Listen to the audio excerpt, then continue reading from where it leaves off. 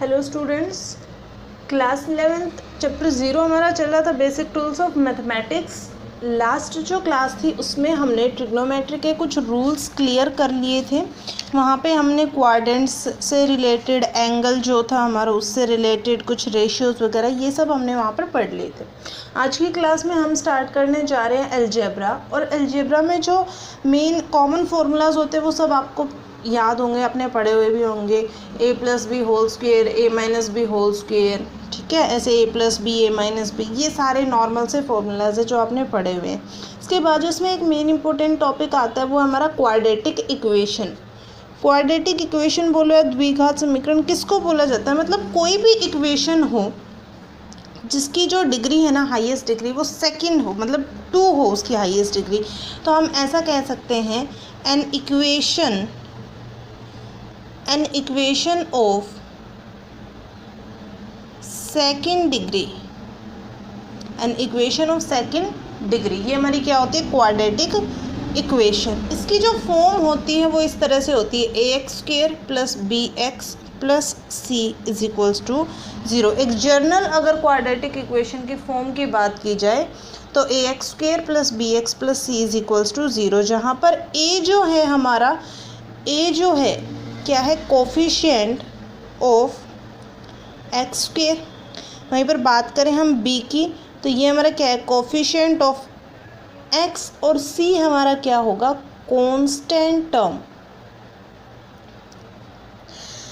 अब x की कोई भी जो वेरिएबल है हमारे पास x, उसकी कोई भी वैल्यू जो है वो क्वाड्रेटिक इक्वेशन को सेटिस्फाई जो करती है, कोई भी वैल्यू x की जो क्वाड्रेटिक इक्वेशन को सेटिस्फाई करती है वो कहलाती है roots of this equation.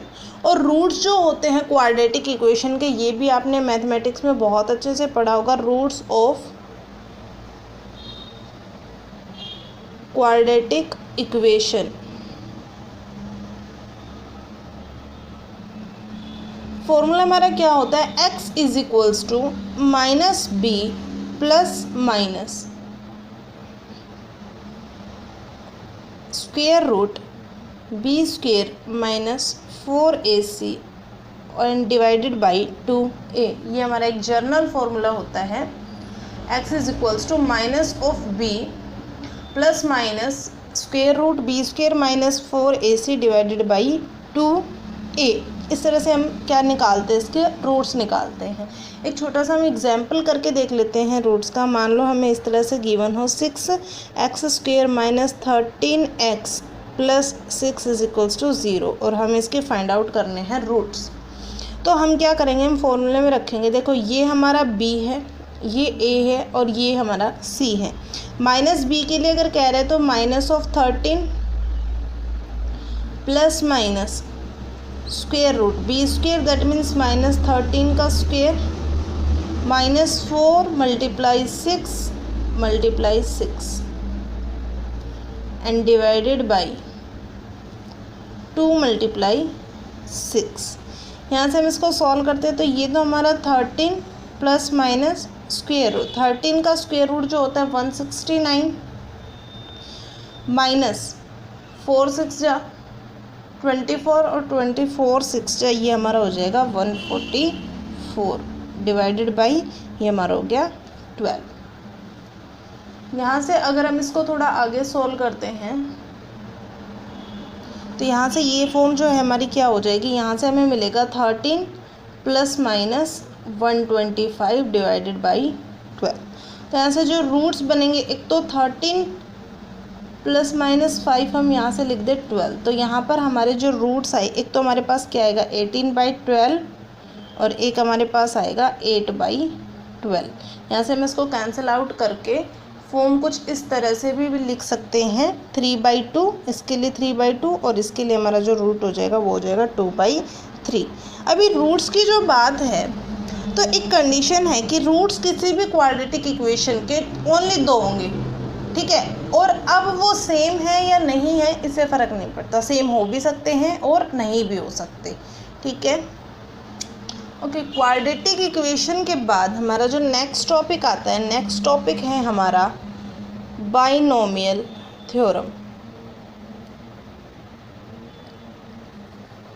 Binomial theorem जो है, इस थ्योरम के अकॉर्डिंग देखो सिंपल सी इस तरह से होती है, x plus a power n, ये जो है ये है n c not x n plus n c one x n minus one into a one, इसी तरह से n c two x n minus two a square up to, ये जो फॉर्म हमारी चलती है ये फॉर्म हमारी होगी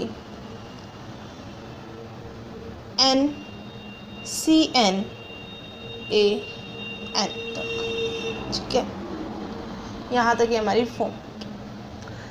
यहाँ पर पॉजिटिव इंटीजर है n, कोई भी पॉजिटिव इंटीजर है, ठीक है। x और a जो हमारे हैं ये हमारे कोई भी रियल नंबर रिप्रेजेंट कर रहे हैं, तो बाइनोमियल थ्योरम उसकी इस तरह से बनेगी। तो यहाँ से हम सबसे पहले जो कुछ पॉइंट्स की बात करते हैं, पहला पॉइंट हमारा क्या कहता है कि total number in the term कितनी, अगर टोटल नंबर पूछा जाए, total number of terms in expansion, total number of terms in expansion ये कितनी होंगी, ये होंगी n प्लस वन। इसका मतलब क्या होगा, बाइनोमियल का जो इंडेक्स है ना उससे एक ज़्यादा।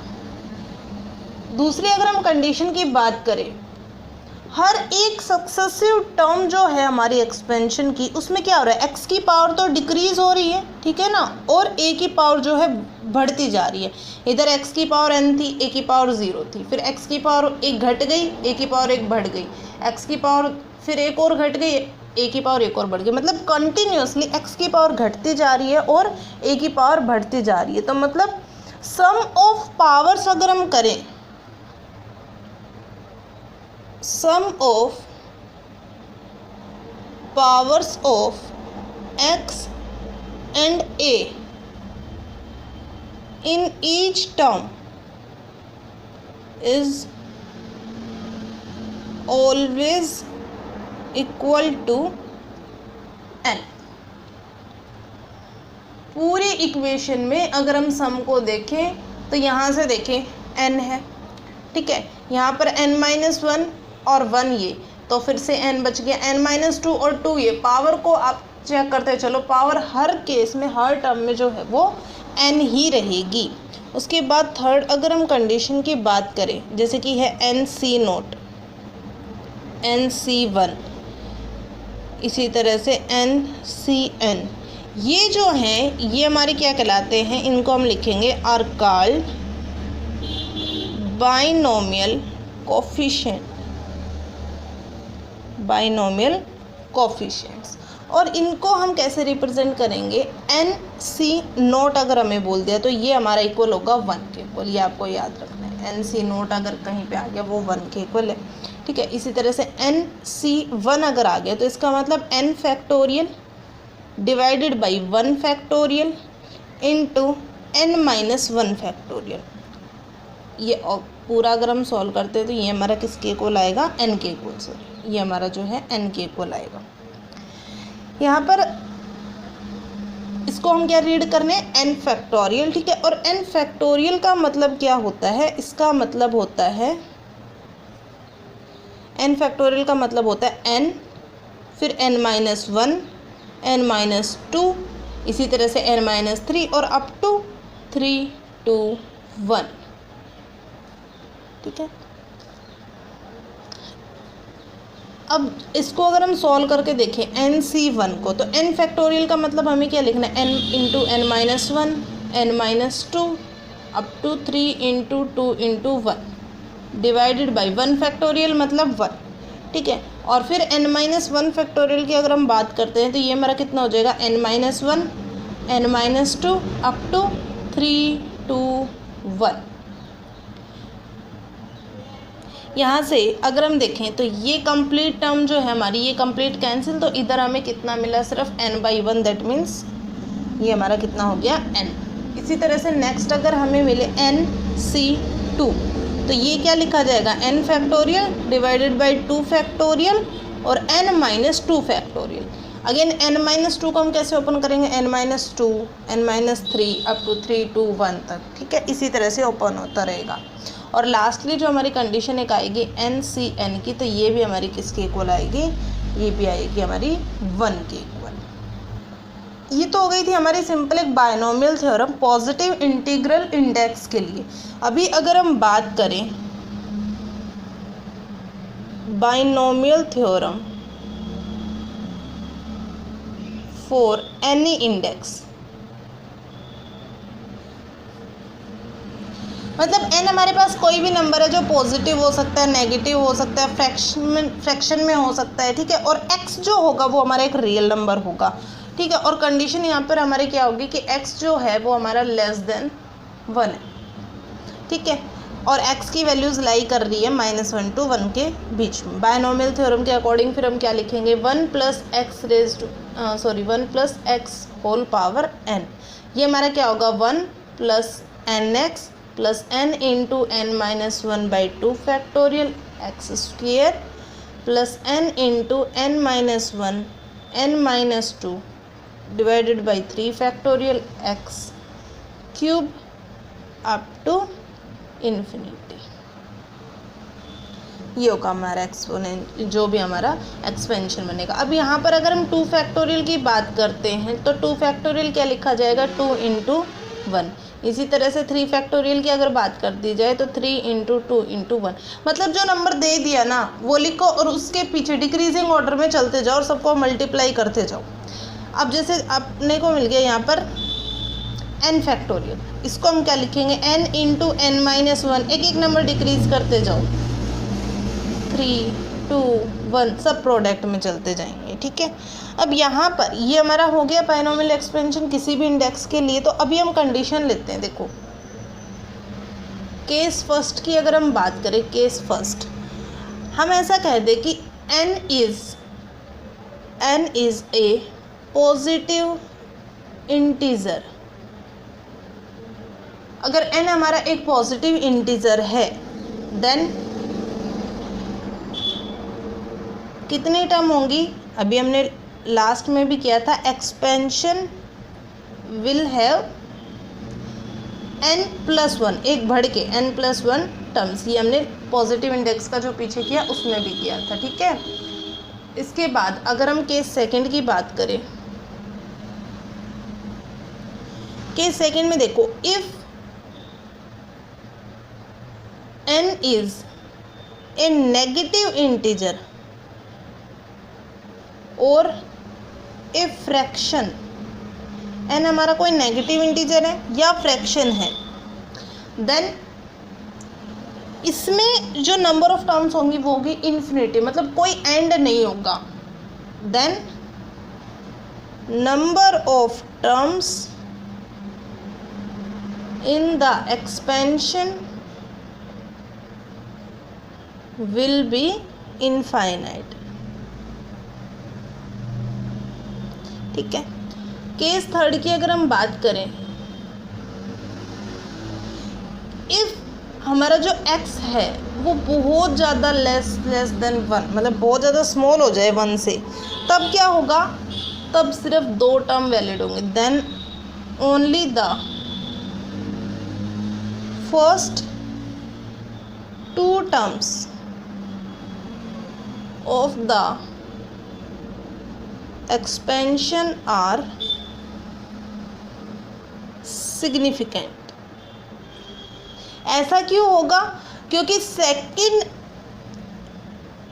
सेकंड और उससे आगे की हायर ऑर्डर टर्म्स की जो वैल्यूज़ है वो बहुत ही ज़्यादा स्मॉल हो जाएंगी।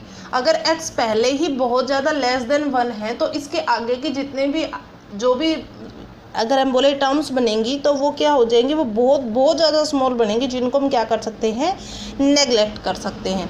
तो सिंप्लीफाई फॉर्म में हम इनको कैसे लर्न करेंगे, अगर 1 + x हमारे पास हो और पावर हो हमारे पास n, देन ये फॉर्म हमारी बनेगी इस तरह से, ठीक है। इसके बाद अगर हमारे पास गिवन हो 1 + x⁻⁻n, तो इस कंडीशन में ये हमारा हो जाएगा 1 - nx। इसी तरह से अगर हमें गिवन हो 1 - x⁻n, तो ये हमारा हो जाएगा 1 - nx और हमें अगर गिवन हो 1 minus x raise to power minus, तो 1 minus x raise to power अगर माइनस एन हो तो ये हमारा हो जाएगा 1 प्लस एन एक्स के इक्वल। सो इसके बाद बायनोमियल के बाद अगर हम नेक्स्ट हमारे टॉपिक की बात करें तो हमारे पास है लॉग रिथम।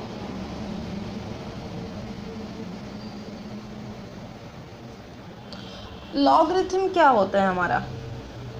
लॉगरिथम की अगर हमसे कोई डेफिनेशन, वैसे तो बहुत रेयर चांस में पूछा जाता है, बाकी समझने के लिए कि लॉगरिथम जो होता है, logarithm of a number with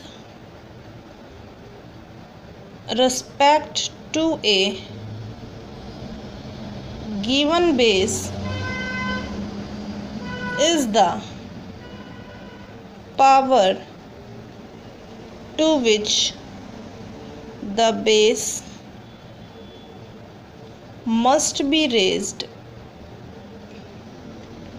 to represent that number। मतलब जर्नल फॉर्म की अगर हम बात करें, देखो n हमें अगर गिवन है a raise to power x, इस तरह से n हमें गिवन है a raise to power x, then हम क्या लिखेंगे, देन लॉग की फॉर्म में हम इसको क्या लिखेंगे, log n is equals to x। अब कुछ स्टैंडर्ड फॉर्मूलाज हैं लॉग के लिए, उनमें जब फर्स्ट फॉर्मूला की अगर हम बात करें, अगर हमें इस तरह से गिवन हो लॉग m n, तब हम इस चीज़ को कैसे डिफाइन करेंगे, log m plus log n। इस रूल को हम क्या बोलते हैं, प्रोडक्ट रूल या प्रोडक्ट फॉर्मूला। इसके बाद अगर हमें इस तरह से गिवन हो log m by n divide में अगर हो तो हम लिखेंगे log m minus log n। ये वाला हमारा कहलाता है कोशेंट फॉर्मूला, कोशेंट फॉर्मूला। आगे अगर हम बात करें थर्ड फॉर्मूला की, तो log m raise to power n अगर हमें मिले तो हम पावर को आगे ले आएंगे एंड लॉग m इस तरह से, ये हमारा जो है ये हमारा होता है पावर फॉर्मूला। और लास्टली फोर्थ की अगर हम बात करें, log m base change formula के लिए कि लॉग बेस a हमें मिला है, बेस चेंज करने के लिए हम क्या करेंगे, log b m multiply log base a b। ये जो हमारा होता है इसको हम बोलते हैं बेस चेंज फॉर्मूला।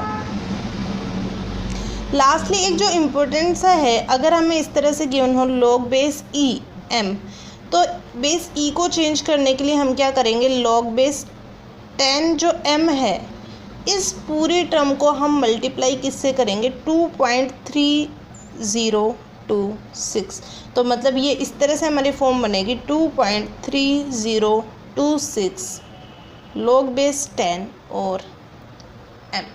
इस तरह से हमारे फॉर्मूले बनेंगे। इनको आपको क्या करना है, रिवाइज करना है एक बार। इसके आगे जो भी हमारे टॉपिक होंगे वो जो है हम पढ़ेंगे उनको नेक्स्ट क्लास में।